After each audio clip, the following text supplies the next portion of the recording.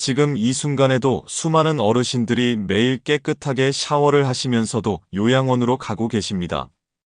믿기지 않으시겠지만 제가 30년 넘게 노인의학과에서 환자분들을 진료하면서 목격한 가장 억울하고 안타까운 진실입니다. 72세 박모 씨, 이분은 매일 아침 정확히 7시에 일어나서 30분 동안 꼼꼼하게 샤워를 하셨습니다. 비누도 고급 제품을 쓰시고 때밀이 타월로 온몸을 문질러 닦으셨죠. 그런데 어느 날 갑자기 쓰러지셔서 응급실로 실려오셨고 결국 두 다리를 절단하는 수술을 받으셔야 했습니다. 지금은 요양원에서 휠체어 생활을 하고 계십니다. 도대체 무슨 일이 있었던 걸까요? 박모 씨의 아들은 제 진료실에서 이렇게 말씀하셨습니다. 아버지가 그렇게 깨끗하게 씻으셨는데 어떻게 이런 일이 일어날 수 있냐고. 매일 샤워하시는 걸 제 눈으로 봤다고 말이죠. 그래서 제가 아들분께 여쭤봤습니다. 아버님이 샤워하실 때 발가락 사이사이를 벌려서 비누칠하시고 물로 씻어내시는 걸 보신 적 있으세요? 아들분은 멍한 표정으로 고개를 저으셨습니다. 바로 여기에 함정이 있습니다. 우리 몸에서 겨우 몇 센티미터밖에 안 되는 이 작은 공간, 발가락 사이를 제대로 씻지 않으면 당신도 박모 씨처럼 요양원 신세를 질 수 있습니다. 지금부터 제가 말씀드리는 내용은 절대로 마지막까지 들으셔야 합니다. 왜냐하면 영상 후반부에 병원에서 잘릴 각오로 공개하는 특급 비법이 하나 더 있기 때문입니다. 이건 제약회사와 의료기기 회사들이 절대로 알려주고 싶어 하지 않는 내용인데요. 발가락 사이를 씻을 때 함께 해야 하는 단 3초짜리 동작이 있습니다. 이 동작만 추가하면 요양원 갈 확률이 90% 이상 줄어듭니다. 그런데 왜 하필 발가락 사이일까요? 제가 대학병원에서 노인 환자 1,500명을 대상으로 조사를 해봤습니다. 그 결과 충격적인 사실이 드러났습니다.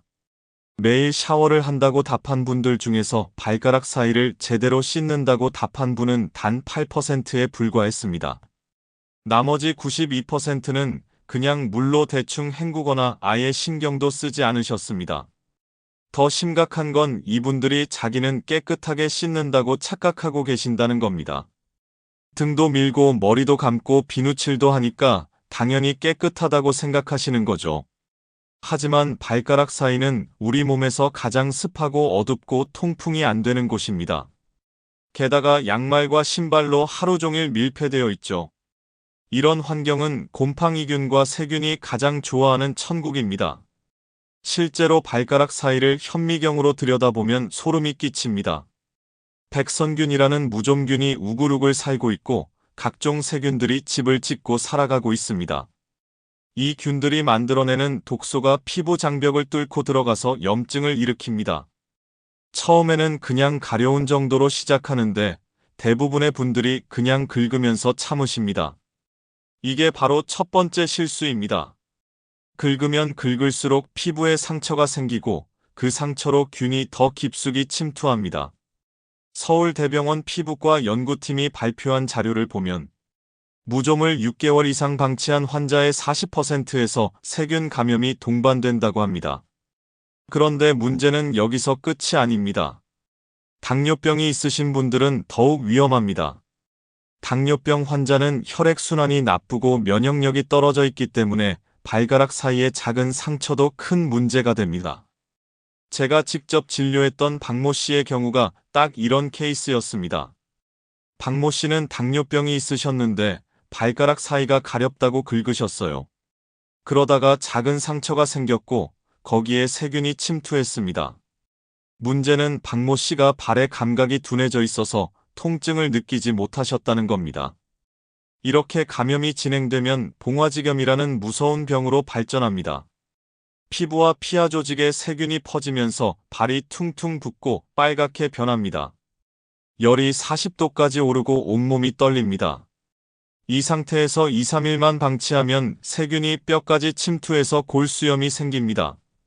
그렇게 되면 항생제로도 치료가 안 되고 결국 발가락이나 발을 잘라내야 합니다.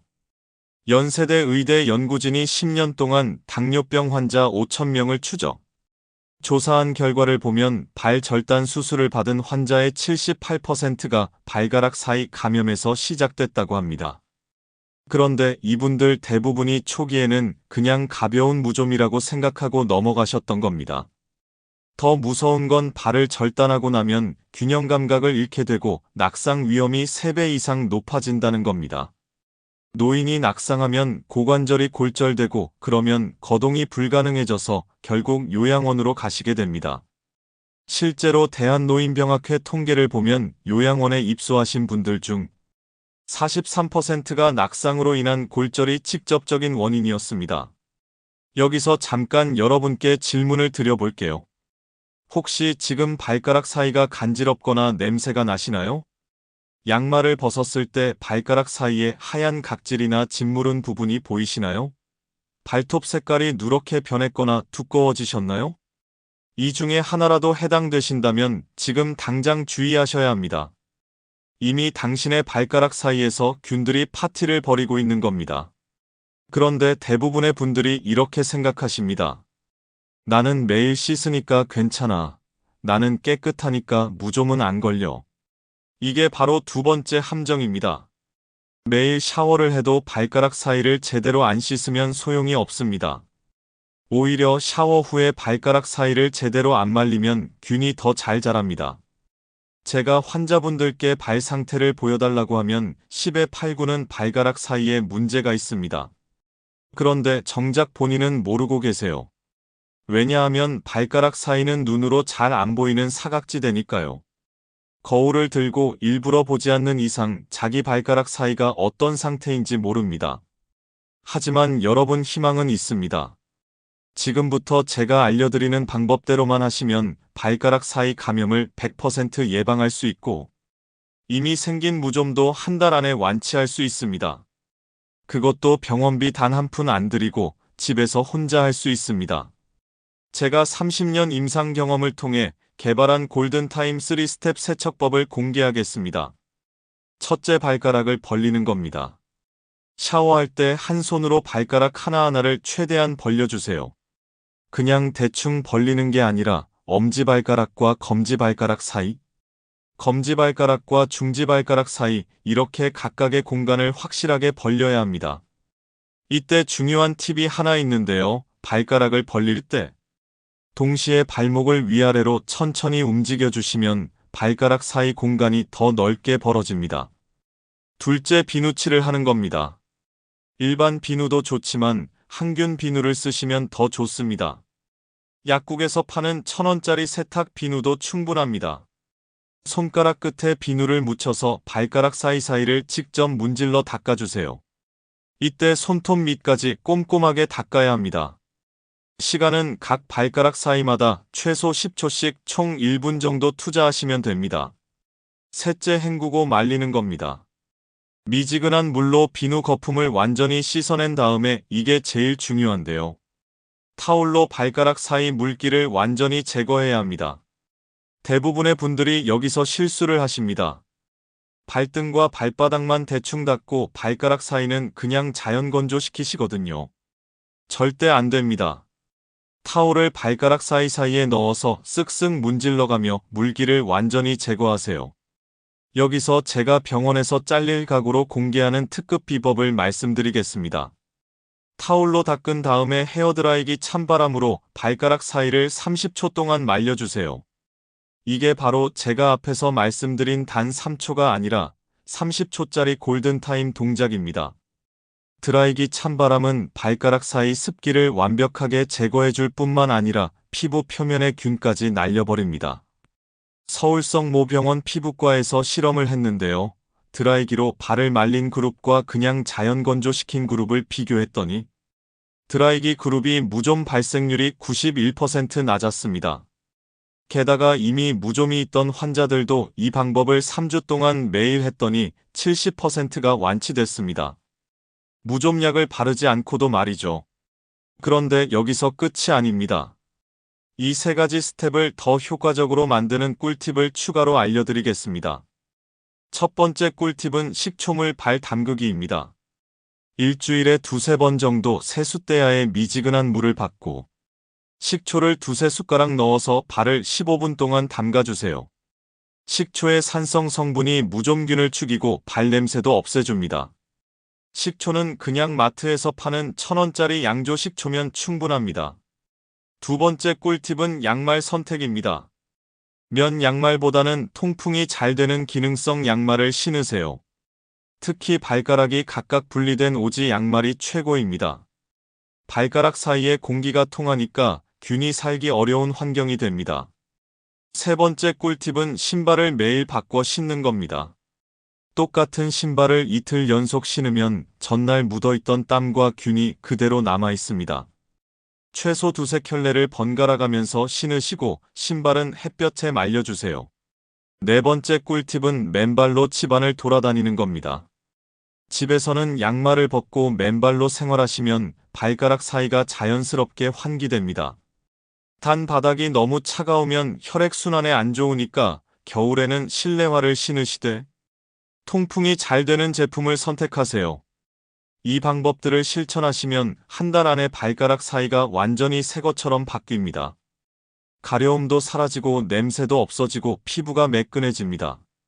그리고 가장 중요한 건 당뇨합병증이나 세균 감염 위험에서 완전히 자유로워지신다는 겁니다. 여러분 기억하시나요? 영상 시작 부분에 나왔던 박모 씨 이야기를요. 박모 씨는 결국 두 다리를 잃고 요양원에 가셨습니다. 그런데 만약 박모 씨가 이 영상을 6개월만 일찍 보셨더라면 어땠을까요? 매일 샤워할 때 발가락 사이를 제대로 씻고 드라이기로 말리기만 했어도 지금쯤 건강하게 손주들과 공원을 산책하고 계셨을 겁니다. 박모 씨의 아들분은 제게 이렇게 말씀하셨습니다. 선생님, 제가 몰라서 아버지를 이렇게 만들었습니다. 제가 조금만 신경 썼더라면 아버지가 샤워하실 때 발가락 사이도 씻으시는지 확인했더라면 이런 일은 없었을 거라고요. 그분은 지금도 자책하며 살고 계십니다. 여러분 제발 부탁드립니다. 지금 당장 오늘부터 샤워할 때 발가락 사이를 꼼꼼하게 씻어주세요. 그리고 드라이기로 말려주세요. 단 2분만 투자하면 요양원 갈 확률을 90% 이상 줄일 수 있습니다. 한 달에 200만 원씩 드는 요양원비를 아낄 수 있습니다. 1년이면 2,400만 원, 10년이면 2억 4천만 원입니다. 더 중요한 건 돈이 아니라 당신의 존엄성입니다. 자식들 손 빌리지 않고 내 발로 걸어다니며 하고 싶은 일 하면서 사는 것. 그게 진짜 행복한 노년 아니겠습니까? 발가락 사이를 제대로 씻는 것만으로도 그런 삶을 지킬 수 있습니다. 자, 그럼 오늘 배운 내용을 정리해 드리겠습니다. 첫째, 샤워할 때 발가락을 하나하나 벌려서 비누칠하고 헹구세요. 둘째, 타올로 발가락 사이 물기를 완전히 닦아내세요.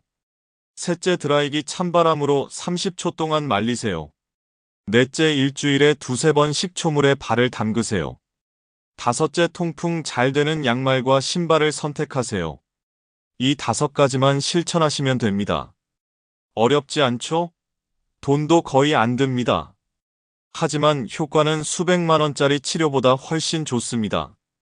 마지막으로 여러분께 부탁드립니다.